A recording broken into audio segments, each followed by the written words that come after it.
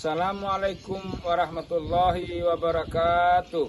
Perkenalkan, nama saya Jamaluddin, guru pendidikan agama Islam di SMA Negeri 2 Monta, Kabupaten Bima, Nusa Tenggara Barat, sekaligus mahasiswa PPG dalam jabatan tahun 2025 Angkatan B1 LPTK UINSI Samarinda. Pada hari ini, Kamis 8 Mei 2025, saya akan melaksanakan uji kinerja praktek pembelajaran di SMA Negeri 2 Monta, Kabupaten Bima, Nusa Tenggara Barat. Praktek pembelajaran ini saya melakukan pada kelas 11, materi pokok pelaksanaan penyelenggaraan jenazah, submateri tahapan pengurusan jenazah. Berikut video pembelajarannya.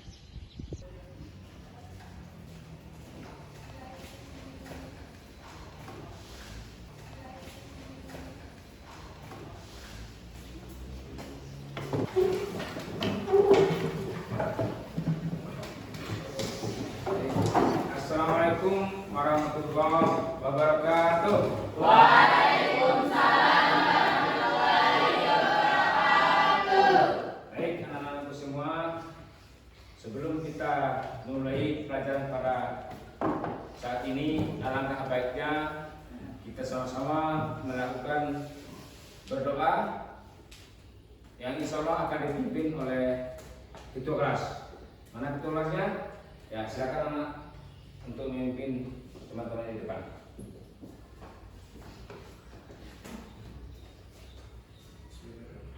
Assalamualaikum warahmatullahi wabarakatuh. Waalaikumsalam warahmatullahi wabarakatuh. Sebelum kita belajar, marilah kita berdoa. Berdoa mulai.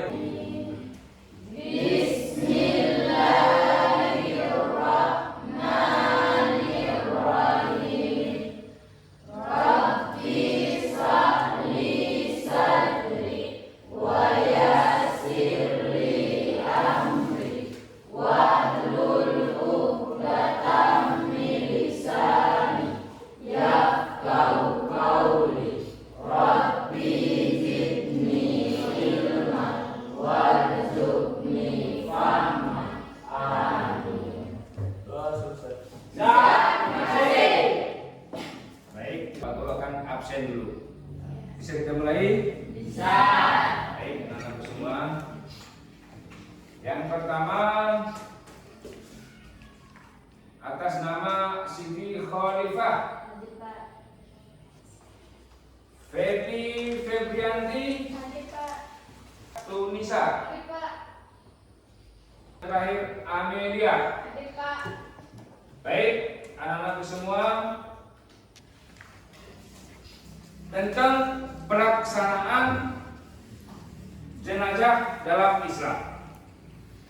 Nah, sebelumnya mari kita untuk lebih semangat ya, kita melakukan yel-yel dulu. Ya. Baik, tepuk 1, tepuk 2, tepuk 3, tepuk 4, tepuk semuanya. Apa yang dimaksud dengan tujuan pembelajaran itu? Kita ingin mengetahui sejauh mana pengetahuan kita tentang pelaksanaan maupun kewajiban kita terhadap orang yang sudah meninggal. Ya, jadi ada beberapa, ada kewajiban kita yang masih hidup terhadap jenazah. Baik, tujuan pembelajaran ini yang pertama, setelah kita mempelajari ini, peserta didik harus mampu ya menjelaskan pengertian dan hukum mengurus jenazah. Selanjutnya adalah menyebutkan dan mengurutkan tahapan-tahapan penyelenggaraan jenazah. Nah, apa saja sih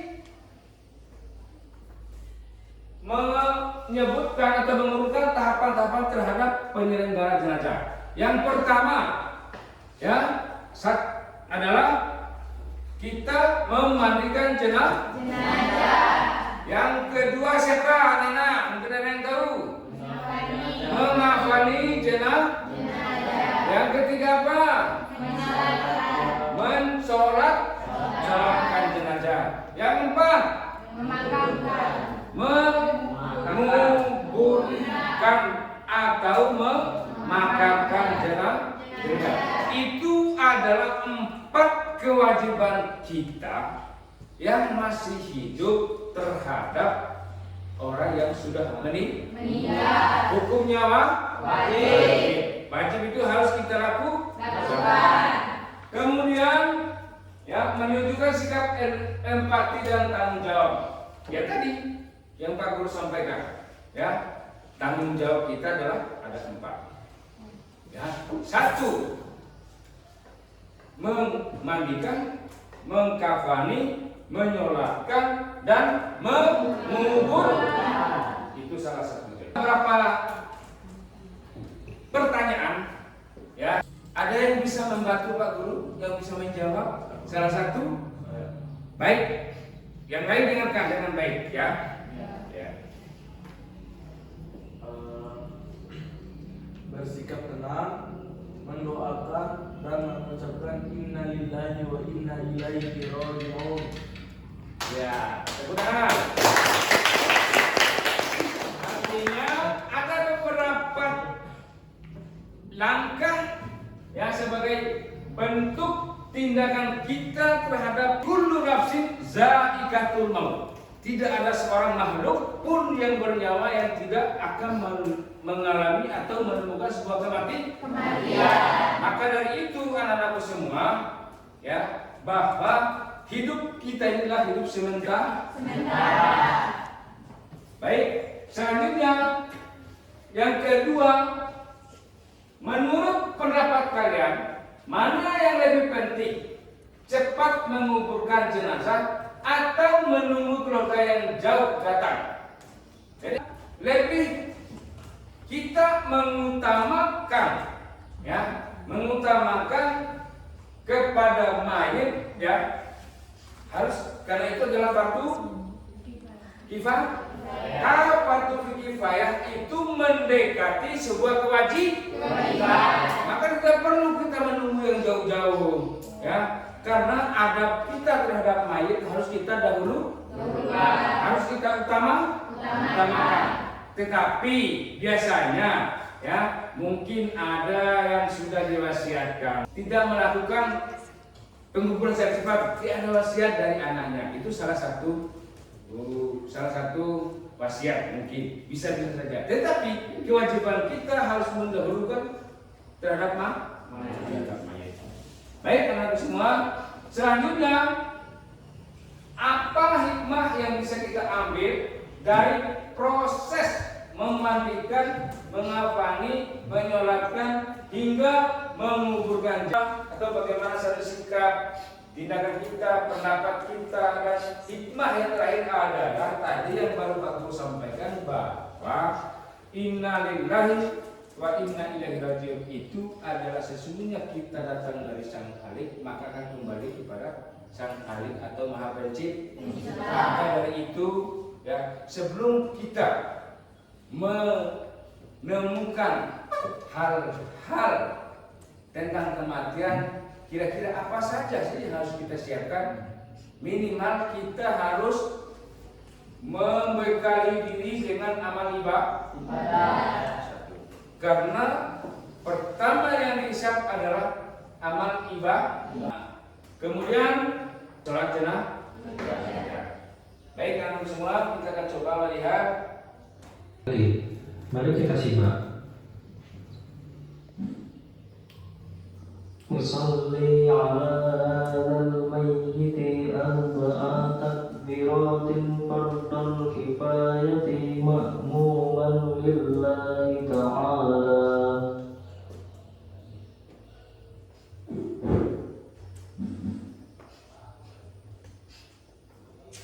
Bagi jenazah perempuan, perbedaannya adalah pada bacaan mayyiti ke mayyitati. Usalli ala hadhil mayyiti fardul kifayati ma'muman lillahi ta'ala. Wallahu Allahumma salli ala Muhammad wa ala ali Muhammad kama sallaita ala Ibrahim wa ala ali Ibrahim wa barik ala Muhammad wa ala ali Ibrahim fil alamin innaka Hamidum Majid. Sekarang lanjut ke takbir ketiga. Bacaannya merupakan doa untuk sang jenazah. Yuk kita simak bacaannya. Allahu Akbar. Allahumma ighfir lahu warhamhu wa'afihi wa'fu anhu wa akrim nuzulahu wa wassi' madkhalahu waghsilhu bil ma'i was-salji wal bardi wa nakkihi minal khotoya kama yunaqqas thawbul abyadu minat. Lagi untuk jenazah perempuan kita tinggal berganti dengan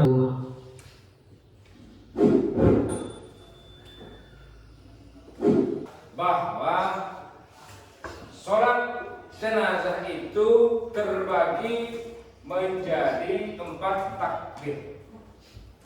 Jadi sholat jenazah tidak ada yang namanya ruku, tidak ada yang namanya sujud.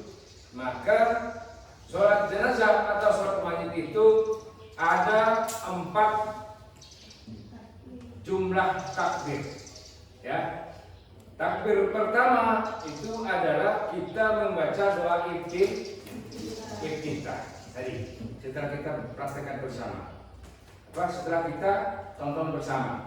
Yang kedua, ya, itu takbir kedua kita membaca, ya, sholawat Nabi. Ya, jadi ada 4 rakaat. Yang ketiga dan yang keempat. Jadi ingat bahwa jumlah takbir sholat jenazah ada 4. Jadi anak-anakku semua yang kelompok 1 silakan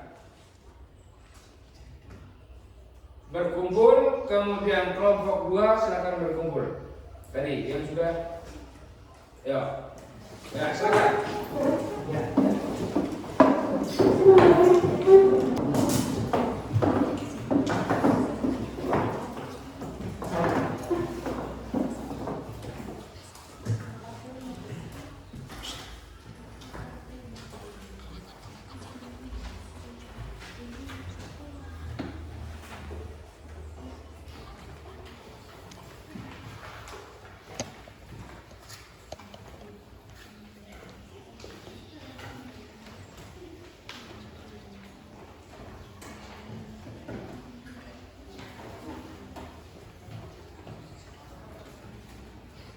Ya,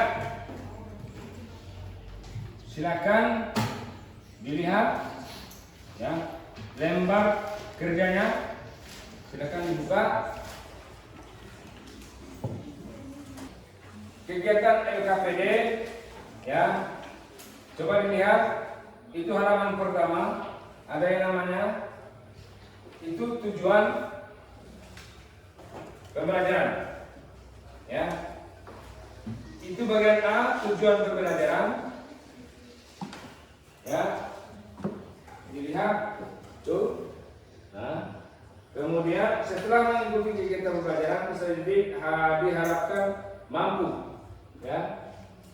Silakan dilihat itu nomor 1, menganalisis tahapan pelaksanaan penyelenggaraan jenazah, memandikan, mengapani, menyolatkan dan menguburkan.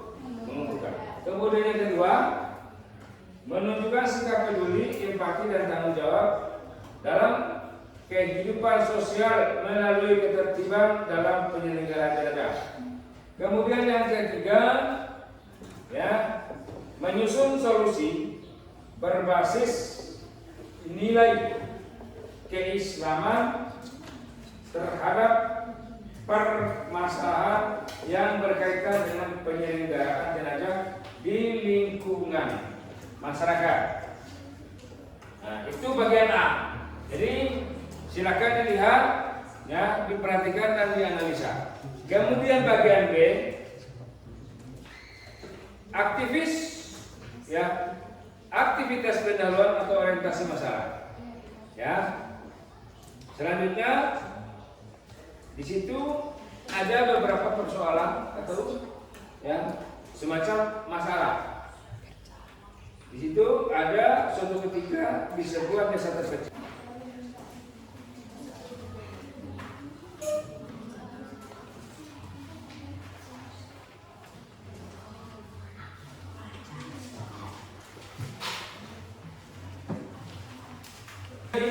Didiskusikan permasalahan yang Pak Guru bacakan tadi.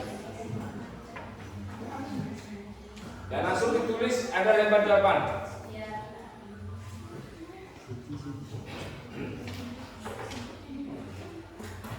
Tulis di sini, tulis ya.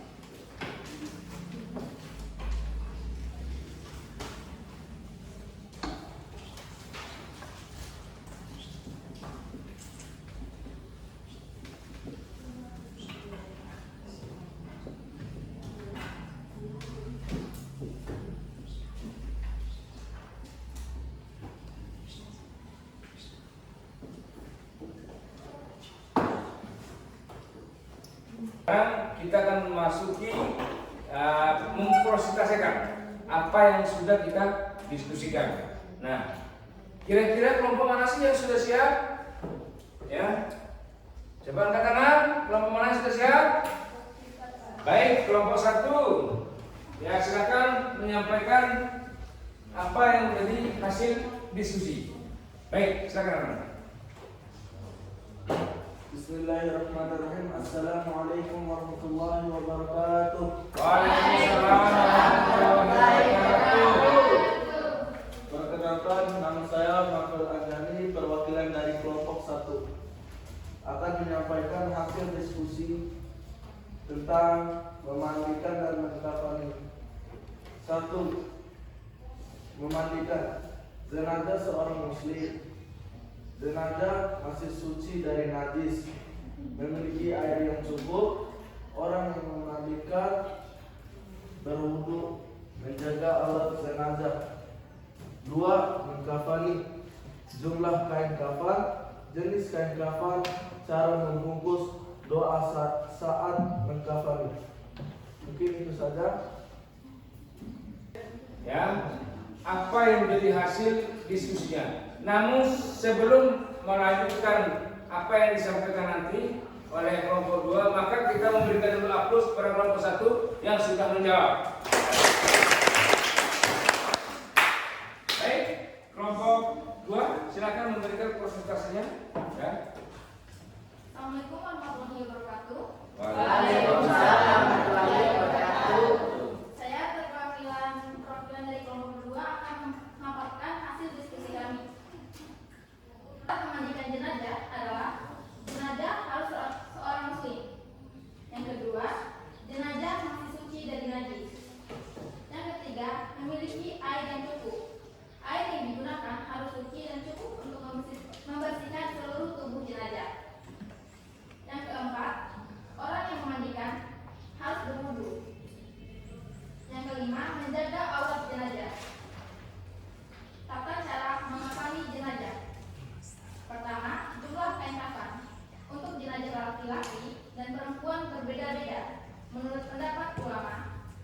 Memberikan pemahaman hasilnya sejumlah 4 kriteria kewajiban kita terhadap mayit.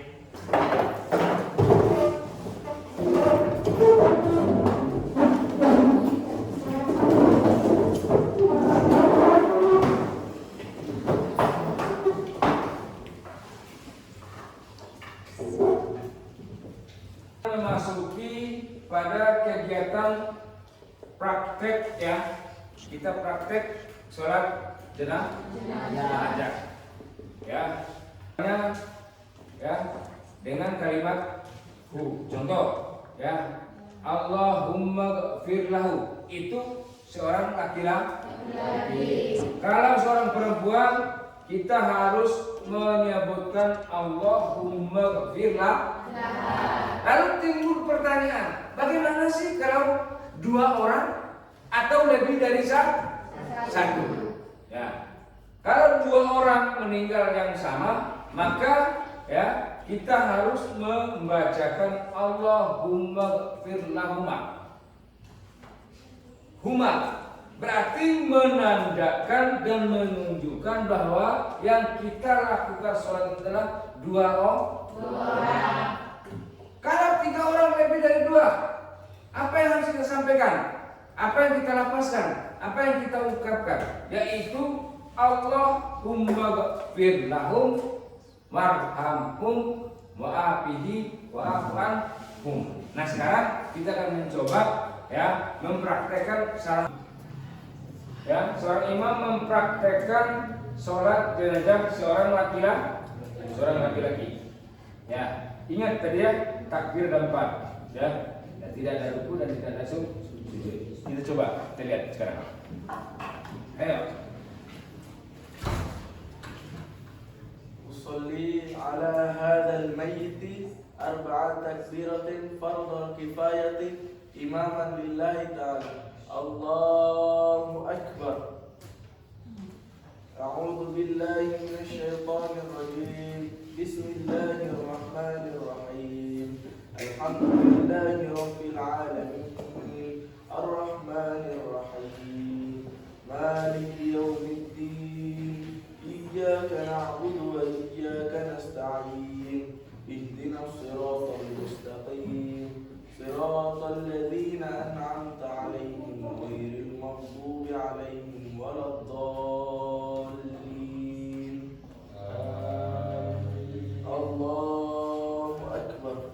Allahumma shalli ala Muhammad wa ala ali Muhammad kama shallaita ala Ibrahim wa ala ali Ibrahim wa barik ala Muhammad wa ala ali Muhammad kama barakta ala Ibrahim wa ala ali Ibrahim fil alamin innaka Hamidum Majid. Allahu akbar. Allahumma ighfir lahu. Allahu akbar.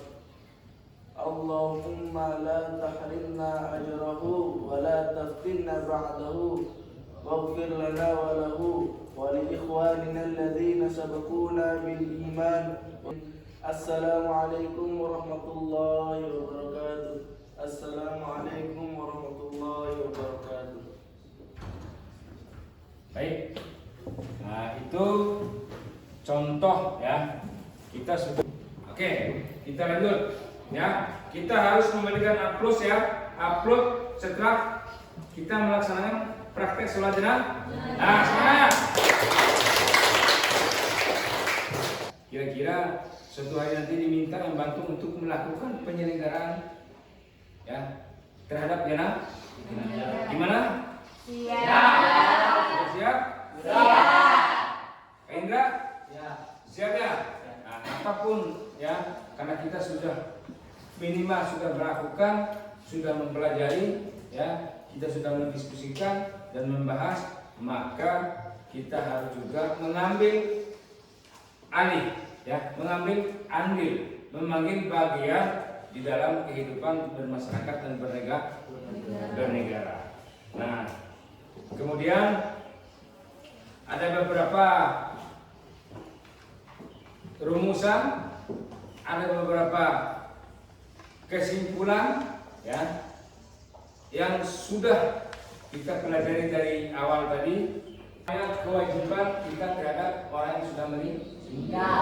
Ada kewajiban terhadap jenazah. Ya, apa saja sih tadi yang sudah kita lakukan? Ada yang namanya wajib kita mengkafan, memandikan. Ada yang wajib kita mengkafankan. Ada yang wajib kita mensolatkan dan menguburkan.